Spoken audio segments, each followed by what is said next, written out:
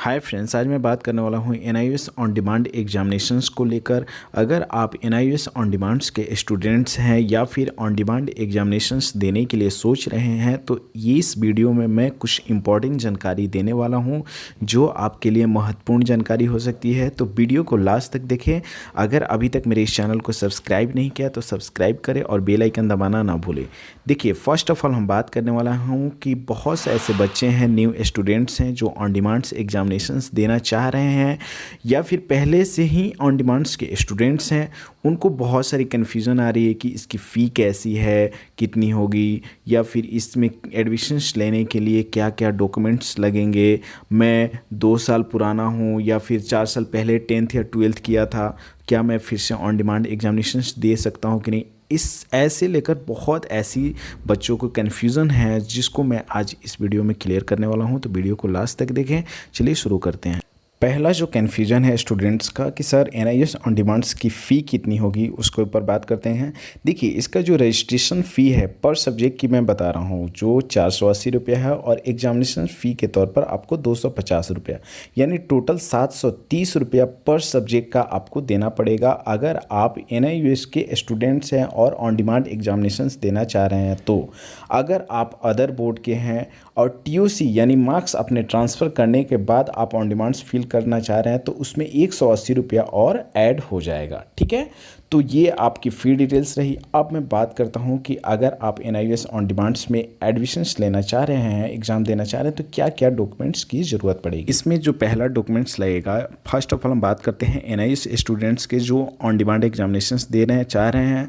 अगर आप 10th का ऑन डिमांड एग्जामिनेशंस देना चाह रहे हैं तो जो आप जिस सब्जेक्ट में फ़ेल हैं वो आपको मार्कशीट आपको देना होगा। अगर 12th का आप ऑन डिमांड एग्जामिनेशंस देना चाह रहे हैं तो आपको 12th का फेल मार्कशीट आपको एनआईएस में फ़ोटो करके या फिर स्कैन करके आपको सबमिट करना होगा। ठीक है, इसके साथ कास्ट सर्टिफिकेट, अगर आप किसी कास्ट कैटेगरी में आते हैं तो वो कोई ज़रूरी नहीं है, आप डाल भी सकते हैं, नहीं भी डाल सकते हैं। डिसेबिलिटी सर्टिफिकेट ये भी कोई ज़रूरी नहीं है।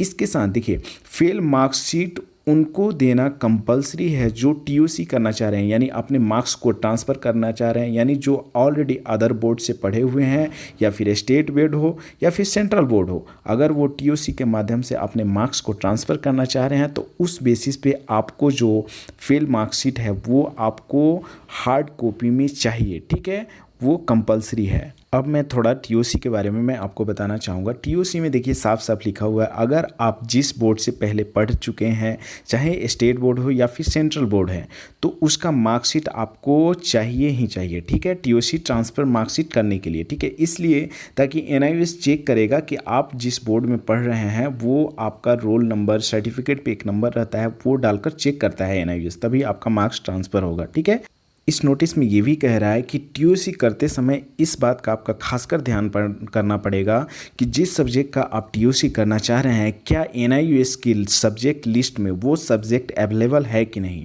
अगर सब्जेक्ट लिस्ट में अगर एनआईएस में वो सब्जेक्ट अवेलेबल नहीं होगा तो वो सब्जेक्ट का आपका टीओसी नहीं होगा। अगर अवेलेबल है तो आप आसानी से टीओसी कर सकते हैं। ठीक है, इसके साथ ये भी आगे कह रहा है कि फेल मार्कशीट जो है, जिस आप 10th में है या 12th में है, जिसमें ऑन डिमांड एग्जामिनेशंस और टीओसी करना चाह रहे हैं, उसका मार्कशीट जो ओरिजिनल मार्कशीट है उस एड्रेस पे आपको सेंड करना होगा। ठीक है, fail marksheet original hard copy को। ठीक है, आगे मैं ये बताऊंगा कि आपको फेल मार्कशीट जो ओरिजिनल है वो भेजने की क्या ज़रूरत है। इसका रीज़न ये है कि जो सब्जेक्ट में आप जिस सब्जेक्ट का आप टीओसी करना चाह रहे हैं उसको टीओसी करने के लिए एनआईएस बोर्ड, जिस बोर्ड से आप पहले पढ़ चुके हैं उस बोर्ड से कंसर्न करती है, यानी उससे टॉक करके, उससे बात करके आपके मार्क्स को ट्रांसफ़र करने के लिए, इसलिए आपको जो फेल ओरिजिनल मार्कशीट चाहिए। ठीक है, इसीलिए आपको फेल मार्कशीट सेंड करने के लिए भेजा जाएगा। एज ए स्पीड पोस्ट आप भेज सकते हैं। ठीक है, आगे बात करता हूँ एज को लेकर। बहुत ऐसे स्टूडेंट्स हैं जिनका एज ज़्यादा हो चुका है,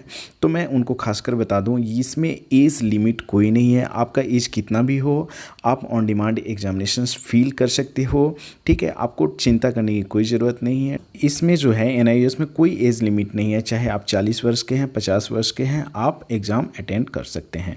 तो ये सब कुछ इंपॉर्टेंट जानकारी थी ऑन डिमांड्स को लेकर, जो कि मैं आपको बताना ज़रूरी समझा। ठीक है, इसके अलावा अगर आपको फिर भी कोई भी समस्याएं आती है तो आप मुझे बेहिचक कमेंट करके पूछ सकते हैं। मैं बेहिचक आपको पूरा का पूरा हेल्प करूंगा, सपोर्ट करूंगा। ठीक है, फिर भी अगर अभी तक मेरे इस चैनल को सब्सक्राइब नहीं किया तो सब्सक्राइब करें और बेल आइकन दबाना ना भूलें, ताकि NIOS से रिलेटेड ऐसे ही वीडियो मैं आपके लिए हेल्पफुल बनाते रहता हूँ। Okay, thank you.